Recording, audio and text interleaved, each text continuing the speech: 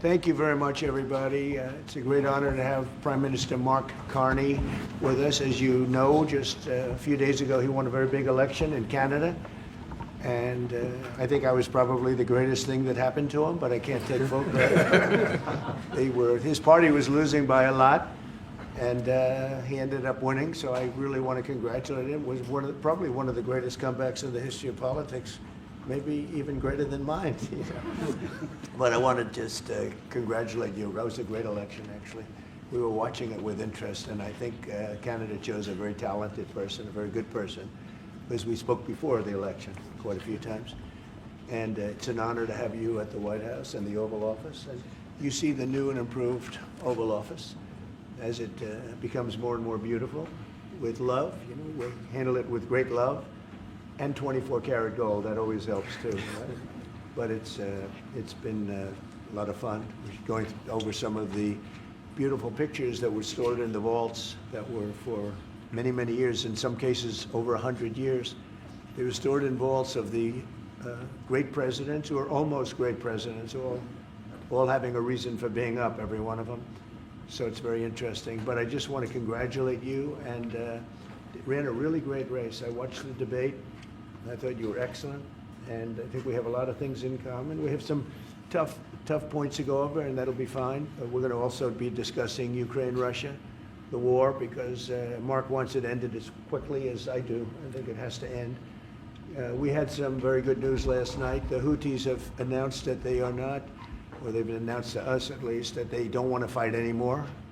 They just don't want to fight, and we will honor that, and we will stop the bombings, and they have capitulated, but more importantly, we will take their word.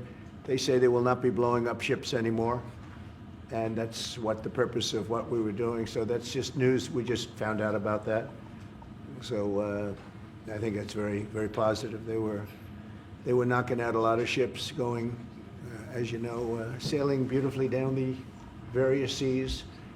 It wasn't just the canal, it was a lot of other places. And I will accept their word, and we are going to stop the bombing of the Houthis, effective immediately. And Marco, you'll let everybody know that, okay? Do you have something to say about that, by the way? It's a pretty big announcement. Yeah, this was always a freedom of navigation issue. Besides, these are a band of individuals with advanced weaponry that were threatening global shipping, and the job was to get that to stop. And if it's going to stop, then we can stop. And I think it's an important development. And we'll have maybe before we're going to, as you know, the Middle East, Saudi Arabia. We're going to UAE and Qatar, and that'll be, I guess, Monday night. Some of you are coming with us. I think before then we're going to have a very, very big announcement to make, like as big as it gets, and I won't tell you on what, but it's going to, and it's very positive. I'd tell you if it was negative or positive. I can't keep that out. It is really, really positive. And that announcement will be made either Thursday or Friday or Monday before we leave. But it'll be one of the most important announcements that have been made in many years about a certain subject, very important subject. So you'll all be here. Mark, would you like to say a few words? Well, thank you, Mr. President. I'm on the edge of my seat, actually. But thank you for your hospitality and above all for your leadership. You're a transformational president, the focus on the economy with a relentless focus on the American worker, securing your borders, ending the scourge of fentanyl and other opioids, and securing the world. And I've been elected with my colleagues here, with the help of my colleagues here. I'm going to spread the credit to transform Canada with a similar focus on the economy, securing our borders. Again, on fentanyl, much greater focus on defense and security, securing the Arctic and developing the Arctic. And the history of Canada and the U.S. is we're stronger when we work together, and there's many opportunities to work together. And I look forward to, addressing some of those issues that we have, but also finding those areas of mutual cooperation so we can move forward. That's great. Very nice. Thank you very much. It's a very nice statement. Mr. President, Anybody? Mr. President, is USMCA dead? No, it was actually very effective, and it's still very effective, but people have to follow it. So, that's been a problem. People haven't followed it. But it was a transitional step a little bit, and as you know, it terminates fairly shortly. It gets renegotiated very shortly. But I thought it was a very positive step from NAFTA. NAFTA was the worst trade deal in the history of our country, probably in the history of the world. And this was a transitional deal, and we'll see what happens. We're going to be starting to possibly renegotiate that if it's even necessary. I don't know that it's necessary anymore, but it served a very good purpose. And the biggest purpose it served is we got rid of NAFTA. NAFTA was a very unfair deal for the United States. A very, very terrible deal. It should have never been made. It was made many years ago, but it should have never been made. Mr. President, will say survey of Canada and the United States. Would you like to see your first trade deal be with Canada, our neighbors in the world? I would love that. Look, I have a lot of respect for this man, and I watched him come up in a sense through the ranks when he wasn't given much of a chance, and he ran a really great campaign. He did a really great debate. I think that debate was very helpful. I was going to raise my hand. I don't know if that's good or bad. I shouldn't say that. That might hurt you. But no, he ran a really great election, I thought. And yeah, something could happen. Something could happen. Yeah, please. What's the top concession you want out of Canada? The top concession you want out of Canada? Concession? Yes. Friendship. But that's not a concession. No, we're going to be friends with Canada. Regardless of anything, we're going to be friends with Canada. Canada is a very special place to me. I know so many people that live in Canada. My parents had relatives that lived in Canada, my mother in particular. And I love Canada. I have a lot of respect for the Canadians. Wayne Gretzky, how good, the great one. You happen to have a very, very good hockey player right here on the Capitals, who I have a lot of respect. He is a big, tough cookie, too. Just broke the record. And he's a great guy, and we had the team here, and I got to know a lot of the players. But now Canada is a very special place. Yeah, please. Mr. President, and Mr. Prime Minister, I'd like to get your response to this too. But Mr. President, you had said that Canada should become the 51st state. Were you joking? No. Well, I still believe that, but it takes two to tango, right? But no, I do. I believe it would be a massive tax cut for the Canadian citizens. You get free military, you get tremendous medical cares and other things. There would be a lot of advantages, but it would be a massive tax cut. And it's also a beautiful, as a real estate developer, I'm a real estate developer at heart. When you get rid of that artificially drawn line, somebody drew that line many years ago with like a ruler, just a straight line right across the top of the country. When you look at that beautiful formation when it's together, I'm a very artistic person, but when I looked at that beauty, I said that's the way it was meant to be. But I do feel it's much better for Canada, but we're not going to be discussing that unless somebody wants to discuss it. I think that there are tremendous benefits to the Canadian citizens, tremendously lower taxes, free military, which honestly we give you essentially anyway because we're protecting Canada if you ever had a problem. But I think it would really be a wonderful marriage because it's two places that get along very well. They like each other a lot. Well, if I may, as you know from real estate, there are some places that are never for sale. That's true. We're sitting in one right now, Buckingham Palace that you visited as well. That's true. And having met with the owners of Canada over the course of the campaign last several months, it's not for sale, won't be for sale ever. But the opportunity is in the partnership and what we can build together. And we have done that in the past. And part of that, as the President just said, is with respect to our own security. And my government is committed for a step change in our investment in Canadian security and our partnership. And I'll say this as well, that the President has revitalized international security, revitalized NATO, and us playing our full weight in NATO, and that will be part of it. And they have, I must say, Canada is stepping up the military participation because Mark knew, you know, they were low, and now they're stepping it up, and that's a very important thing. But never say never. Never say never. Mr. President, you keep saying that, what would it take to get the tariffs off of Canada? Well, we'll be talking about different things. Like, you know, we want to protect our automobile business, and so does Mark. But we want to make the automobiles, and we want to, you know, we have a tremendous abundance of energy, more than any country. We have, just in Alaska alone, Anwar's been reopened now. Anwar's probably the largest find anywhere in the world. They say it's larger than Saudi Arabia. I don't know, but it's a lot. But we have tremendous amounts of energy. Other countries don't. We're both lucky in that way. They have energy, we have energy. We have more than we can ever use and more than we could ever sell, actually, and you have the same thing. So we're two countries that are very lucky. If you look at China, they don't have that. You know, it's a big disadvantage. Other countries, most countries don't have, you know, most countries don't have that. So Canada and us, we have a lot of advantages over other places. When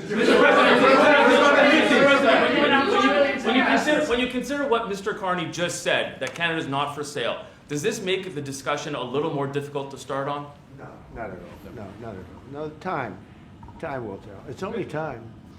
But I say never. I've had many things that were not doable, and they ended up being doable, and only doable in a very friendly way. But if it's to everybody's benefit, you know, Canada loves us and we love Canada. That's, I think, the number one thing that's important. But we'll see. I mean, over time, we'll see what happens. Mr.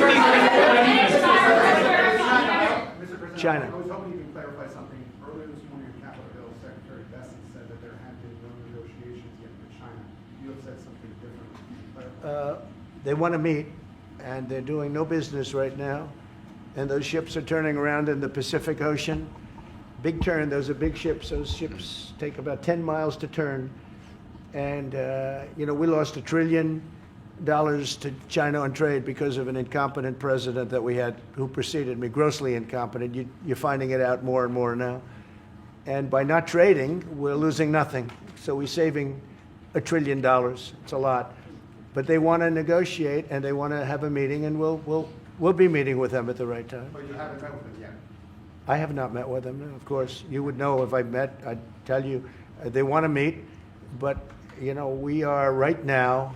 Look, they're suffering greatly. Their economy is suffering greatly because they're not doing trade with the U.S. And they made most of their money off the U.S. Don't kid yourself. They don't make the money off other countries like this. And they were making. We had a trade imbalance. We had a deficit, or they had a surplus. Another way of saying it, of more than $1 trillion. Think of it, more than $1 trillion. And because of 145%, that's the only reason, but because of they have now 145% tariff, there's no trading. You can't trade with 145%. We are, therefore, making, in a certain way, I guess, $1.1 trillion. In other words, we're not losing $1.1 trillion. Our deficit is much better. When I started, I say we were losing billions of dollars a day on trade. That's rapidly turning around. We looked at numbers this morning. So we were losing, the United States during Biden was losing more than, I won't even give you numbers because they're so embarrassing, but billions of dollars a day on trade.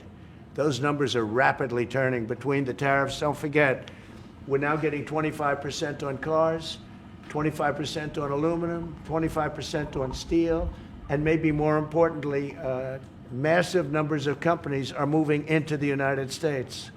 Honda, we have tremendous, the car companies are moving in at levels we've never seen before.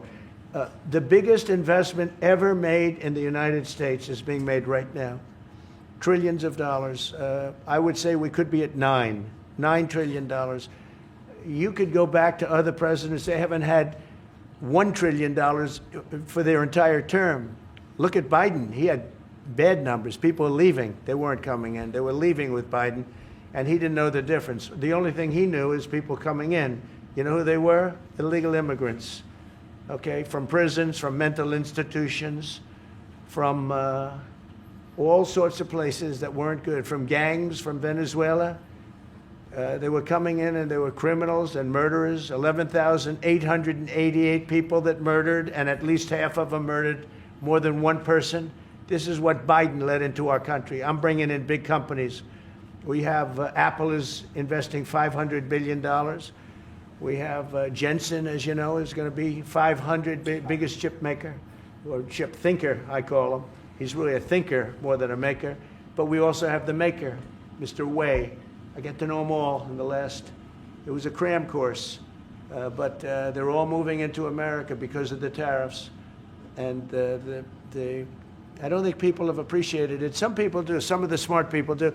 So we have more money coming in. It's really an amazing thing. We have more money being invested in the United States now than at any time ever before in our history, and it's not even close. And I think the real number could be 9 or 10 trillion. We don't know everybody that's doing it. We have many. I just heard about a plant that's being built right now, a very, very top of the line company, and they didn't come to the White House. They're just doing it because they're making it, because if they build here, there are no tariffs. And this is the big market. This is the market. That sets us apart from it. This is the market where everyone wants to be. Now, if I didn't come here and do this, all of a sudden we wouldn't be the market where everyone wants to be. So we're able to do it in time. But we're going to have a great announcement. And I'm not necessarily saying it's on trade. Going to the beginning, we're going to have a great announcement over the next few days, an announcement that will be so incredible, so positive. And I'm not saying, I don't want you to think it's necessarily on trade. Just to finish, we also have a situation, because everyone says, when are you going to sign deals? We don't have to sign deals. We could sign 25 deals right now, Howard, if we wanted. We don't have to sign deals. They have to sign deals with us. They want a piece of our market. We don't want a piece of their market. We don't care about their market. They want a piece of our market. So we can just sit down, and I'll do this at some point over the next 2 weeks, and I'll sit with Howard and Scott and with our great vice president, who has done a really good job. We have some good news to report on a lot of fronts. But JD will be there, and Marco, and we're going to sit down, and we're going to put very fair numbers down, and we're going to say, here's what this country, what we want, and congratulations, we have a deal.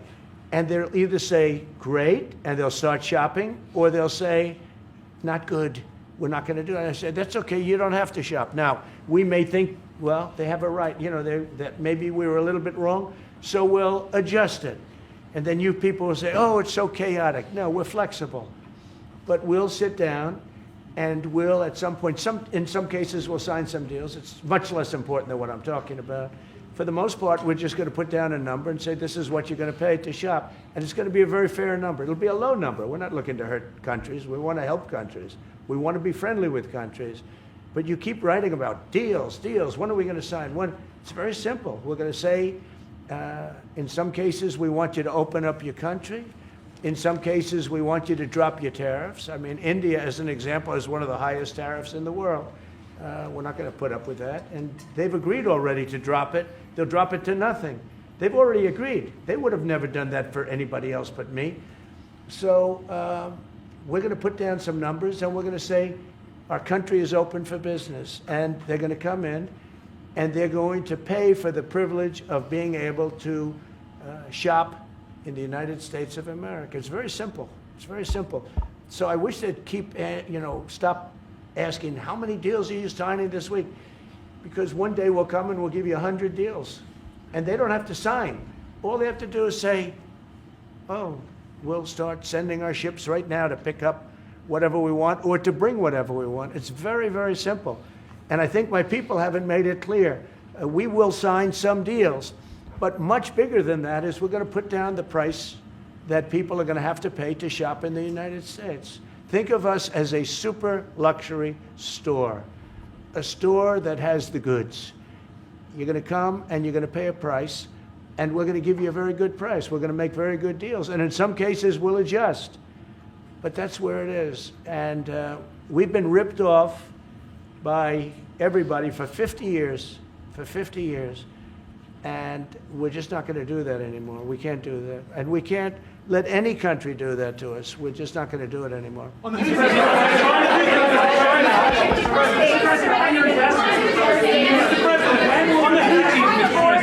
Houthis, can you tell us a bit more about the deal that you've reached with the Houthis that you No, mentioned? it's not a deal. They've said, please don't bomb us anymore, and we're not going to attack your ships. And where did you hear about that?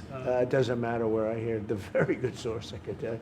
Very, very good source. Would you say, Marco? I would say pretty good, right, JD? A very good source. Mr. No, President, they don't want to be. They don't want to be. They don't want to be bombed anymore. You know. Sort of thought that would happen.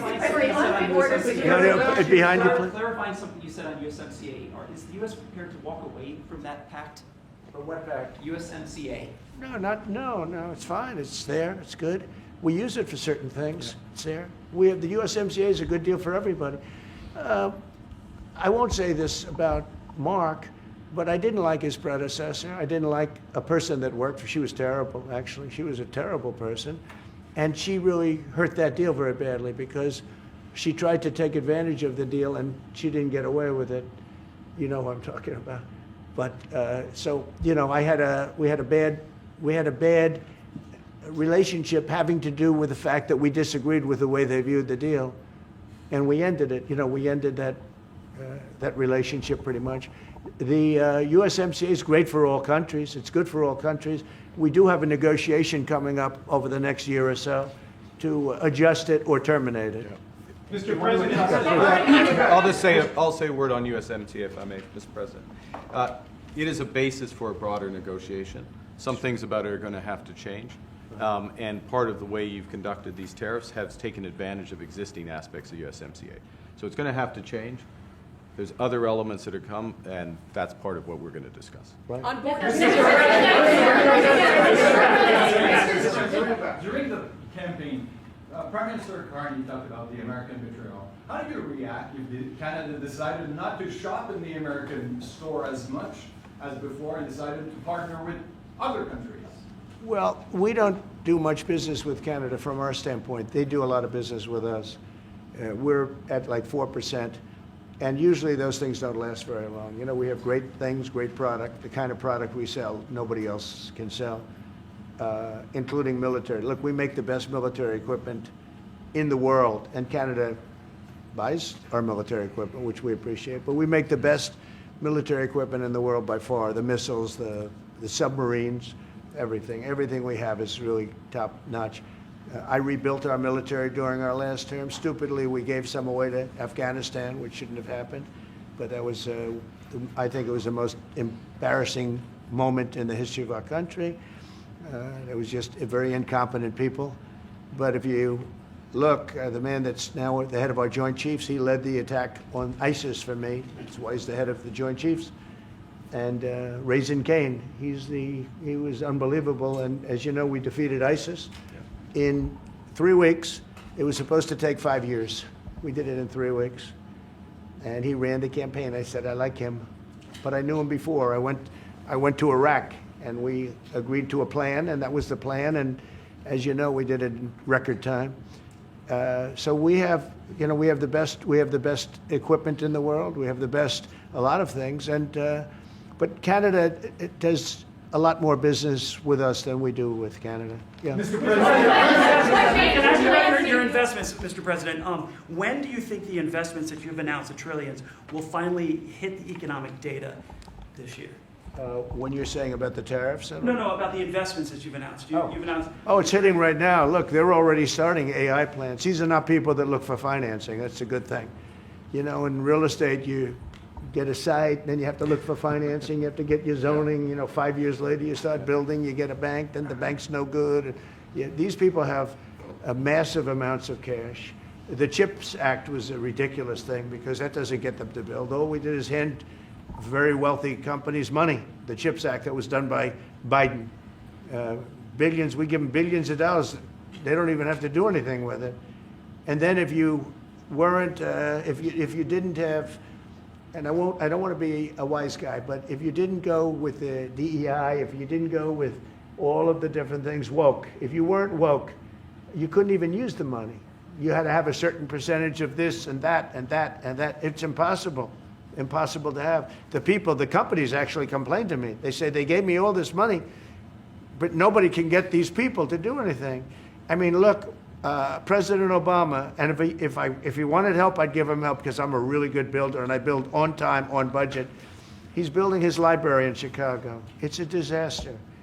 And he said something to the effect, I only want DEI, I only want woke. He wants woke people to build it. Well, he got woke people, and they have massive cost overruns. The job is stopped. I don't know. It's a disaster, and I don't like that happening because I think it's bad for the presidency that a thing like that should happen. He's got a library that's a disaster, and he wanted to be very politically correct, and he didn't use good, hard, tough, mean construction workers that I love, Marco. I love those construction workers. But he didn't want construction workers. He wanted people that like never did it before, and he's got a disaster in his hands. Like millions of dollars, many, really many millions of dollars over budget. And I would love to help him with it, or somebody else. I could recommend professionals. But it was not built in a professional manner. By the way, nor was in California a little train going from San Francisco to Los Angeles that's being run by Gavin Newsom, the governor of California. Did you ever hear of Gavin Newsom? He has got, that train is the worst cost overrun I've ever seen. It's like totally out of control. So then they said, all right, we won't go into San Francisco. We'll stop 25 miles short. And we won't go into Los Angeles. We'll stop 25 miles short. It's hundreds of billions of dollars for this stupid project that should have never been built. And then they realized that it would have been a lot less costly if we just gave limousine service back and forth and gave it free. They would have saved hundreds of billions of dollars. They have airplanes that go there for one 1/100th the cost. And they have cars. They have a thing called the highway that goes back and forth. It's not fully utilized. And they got involved with this project. And Gavin, you know, I always liked Gavin. I had a good relationship with him. I just got him a lot of water. You know, I sent in people to open up that water because he refused to do it. And we just got him a lot of water. If they would have had that water, and if they would have done what I said to do, they wouldn't have had the fires in Los Angeles. Those fires would have been put out very quickly. But if you think about it, and you got to take a look at this, it's the worst cost overrun I've ever seen. I've watched a lot of stupid people build a lot of stupid things, but that's the worst cost overrun I've ever seen, what's happening between San Francisco and Los Angeles. And you ought to ask about that because this government is not going to pay. I told our very great new Secretary of Transportation, he's doing a good job, Sean Duffy, I said, we're not going to pay for that thing. They are just, it's out of control. This is something that you don't have things like this. It's not even conceivable. Like 30 times over budget, 30 times. It's the craziest thing and now it's hundreds of, it was supposed to be a simple train. And I think the media should take a look at it.